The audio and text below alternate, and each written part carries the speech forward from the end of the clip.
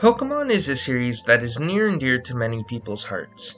It's literally the most profitable media franchise ever, so suffice to say, the series has a lot of fans. The main reason I think this series is such a phenomenon is the over 1,000 different Pokemon you can currently catch and use in the series, as of Gen 9. With so many different Pokemon, it's no surprise that when it comes to coverage of the series on YouTube, a lot of the content revolves around people discussing their favorite Pokemon in the series. As this is always something I've wanted to cover, I think it's finally time I do so. So here it is, my top 10 favorite Pokemon, and a brief explanation as to why for each of them. Number 10. I feel like everyone has a baby Pokemon that they're really fond of. Even if most baby Pokemon are kinda terrible. For me, a baby Pokemon I've always really loved is Mischievous. I've always thought ghost types have some of the best designs in the series, and I think that is truly Mischievous' strength. That they're a ghost type with a really cute and memorable design. I can't be the only person that thinks this because clearly Game Freak felt a similar way, considering the existence of Fluttermane. Someone at Game Freak saw that it was a ghost fairy type with 135 in half of its stats and 55. Of all the Pokemon on this list, Mischievous is definitely the most odd. I don't have a strong reason why they're a favorite of mine, nor any super fond memories tied to them. I just think they're neat, which sometimes is all a Pokemon needs to become a favorite. Number 9. When I was growing up, for some reason I had this extreme hatred of Pikachu as a Pokemon. I think it stems from this old Dookie Shed video, The Truth About Pikachu.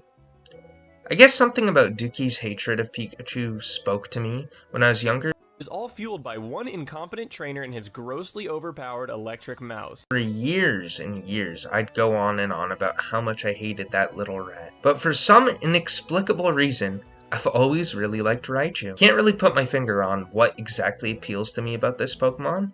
I think part of it is I've kinda always thought he was neat for the fact that Pichu and Pikachu massively overshadow him in popularity, and I've always kinda gravitated towards the ugly ducklings. I've also used 2 different Raichus in major playthroughs I've done, that being my playthrough of Pokemon Blue, when it was added to the 3DS Virtual Console, and me capturing a shiny Pikachu very early in my first Pokemon Sun playthrough, and using a shiny Alolan Raichu throughout my entire playthrough. That Raichu's name was Raichu. Uncreatively, I know.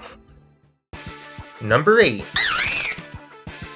Despite absolutely despising bugs in real life, they've always been one of my favorite Pokemon types. The sad part about that being is 9 times out of 10, most bug types are pretty shit and aren't worthy of being a full-time team member. Though, a big exception to that rule is Leavanny, my 8th favorite Pokemon. Pokemon White was my first Pokemon game, so a lot of the Generation 5 Pokemon are quite nostalgic for me. But Leavanny in particular, I've always just loved.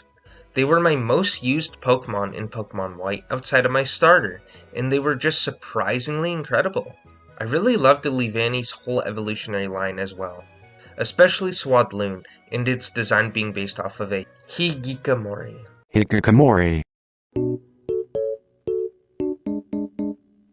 The last thing I'd like to talk about in regards to Leavanny is the core memory I have associated with naming my Leavanny. I caught my original Sewaddle while I was at my grandma's house, and I wanted to name my Sewaddle Sapphire. But my grandma didn't know how to spell it apparently, as she told me it was spelled Safire, which is a hilariously wrong spelling of sapphire. But this is still a memory I find to be very nostalgic, and I think about it often. Number 7. I really like birds. They're probably one of my favorite animals. So I've always really liked bird Pokemon. In Pokemon Sun and Moon, the grass starter is Rowlet, who is based off an owl. I really liked Rowlet, so I picked him as my starter, but his final evolution, Decidueye, would easily become one of my favorite Pokemon ever. It's hard to pin what I exactly love about Decidueye. I find that's something I've been saying a lot this video. Maybe it's his awesome design, maybe it's his, at the time, really unique grass ghost typing, or maybe it's the fact he is one of my most used Pokemon in my favorite Pokemon game. Whatever the reasoning, he is undeniably a fucking badass, and checks all the boxes I like in a Pokemon. My Decidueye's name was Saito. Number 6. Keeping up with the theme of my love of Gen 7 Pokemon, the next Pokemon on this list is Type Null. When I was 13, Gladeon had to be the coolest character in the Pokemon series. I really liked that he was such a capable kid, and his whole story with his family really resonated with a younger, more rebellious me. One of the most notable things about Gladeon is his bond with his partner Pokemon, Type Null. Even before Sun and Moon came out, I remember seeing Type Null's design on Cerebi.net and thinking, wow, this Pokemon is a badass, and nothing's changed since. Type Null's got one of the best designs in the whole series, and I loved using one in the post-game of Sun and Moon. I'm not a huge fan of its evolution, Silvally, but not all Pokemon can be winners, and I don't think Silvally at all detracts from my love of Type Null. Number 5. When I was a kid and I was first going through Pokemon White, my starter was Snivy, and, well yeah, Snivy's cool and all. My favorite Gen 5 starter is definitely Oshawott, and by extension, Samurott. A childhood friend of mine that I'd often play Pokemon with had a Samurott, and despite me having a type advantage over my friend Samurott, he'd still always kick my ass. I think this had a profound effect on me, and built this mythos in my head about Samurott and how strong he was, when truth is, I just sucked at Pokemon when I was like 7. When Black and White 2 came out, instead of opting for Snivy again, I instead opted for Samurott, naming him Maximus, and he became an all-star on my team, easily helping carry me through all of Black 2, and for that he became my 5th favorite Pokemon and my 2nd favorite starter. Number 4. I'll be upfront, I've never been a big fan of legendaries. When I was a kid, I felt like it was very cheap to use them, so I'd catch them, put them in my PC, and proceed to never touch them again. One of the very few exceptions to this was DNC. Pokemon X is easily my most played Pokemon game, and I remember before the DNC event was out, watching so many poorly made fake YouTube videos on how to get DNC. It was like my generation's trying to push the truck for hours to get Mew. So DNC has always felt special to me, and has always been a favorite of mine. Couple that with an amazing design and you have a recipe for my personal favorite legendary Pokemon. Number 3. The top 3 Pokemon on this list were easily the hardest to decide from, as all 3 of these Pokemon have been my favorite Pokemon at some point or another. But at number 3, I think I'm going to put Clefable. Like a lot of people my age, my first experience with playing the original Pokemon Red and Blue was on the 3DS Virtual Console. And during my Pokemon Blue playthrough, one Pokemon climbed through the ranks and became not only one of my favorite Pokemon ever, but easily the most dominating party member I've ever had in a Pokemon game. That Pokemon was Clefable.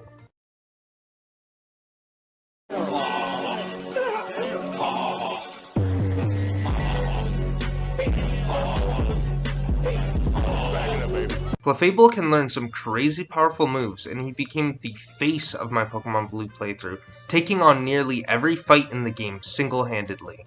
No Pokemon has ever made me feel more powerful in the whole series, so this incredible experience I had with Clefable really made him one of my GOATs. My Clefable's name, fittingly, was Saitama.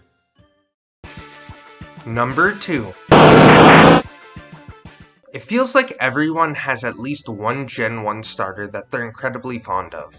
For me, that Pokemon is Blastoise, or really, the whole Squirtle line. For as long as I remember, I've liked Blastoise. It's kinda hard to go wrong with a giant badass turtle with cannons on his back. But what changed Blastoise from a Pokemon I liked to a Pokemon I loved was Pokemon X. As I'm sure you all know, in Pokemon X you don't just get one starter. A bit later into the game, you get to pick a Gen 1 starter. And when I was younger, I picked Squirtle, which would later become Blastoise. My Blastoise ended up completely overshadowing everyone else on my X team, and he became the first Pokemon I ever raised to level 100. There was a period when I was younger where I couldn't stop talking about my Blastoise. I don't know, I became very attached to this Pokemon in particular. And even though he's not quite my favorite Pokemon anymore, he's certainly close. My Blastoise's name was my boy. Number 1. And my favorite Pokemon of all time is Mimikyu.